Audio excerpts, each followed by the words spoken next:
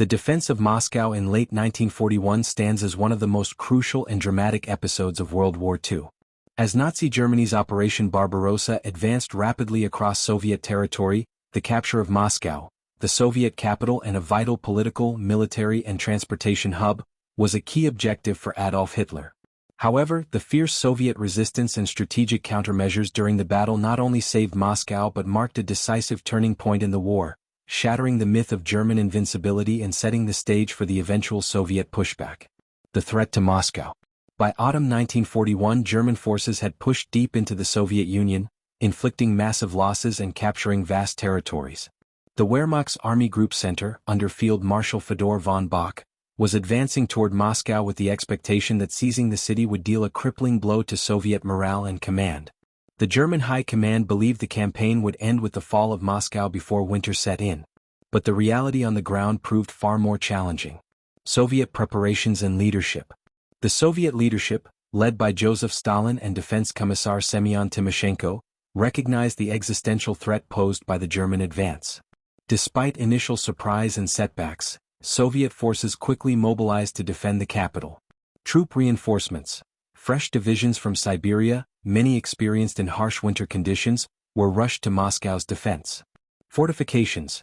Moscow was surrounded by extensive defensive lines including trenches, bunkers and anti-tank obstacles, manned by both soldiers and civilian volunteers. Mobilizing the people. Millions of civilians participated in building defenses and supporting the military effort, reflecting a national determination to protect their capital. The battle unfolds. Fighting began in earnest in October 1941. The Germans launched multiple attacks, seeking to break through Soviet lines and encircle the city. Harsh conditions.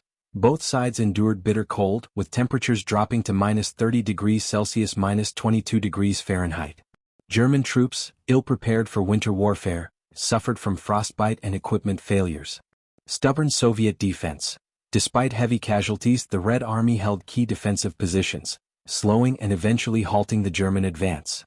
The Soviet counteroffensive. On December 5, 1941, the Soviets launched a massive counteroffensive, catching the Germans off guard. Utilizing the fresh Siberian troops and improved logistics, Soviet forces attacked along a broad front.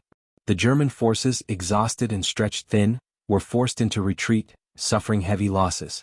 This counterattack marked the first major strategic defeat for the Wehrmacht on the Eastern Front. Significance and aftermath. The defense of Moscow was more than a military victory, it was a powerful symbol. Shattered German myth. It disproved the Nazi belief in a swift and unstoppable victory over the Soviet Union. Boosted Soviet morale.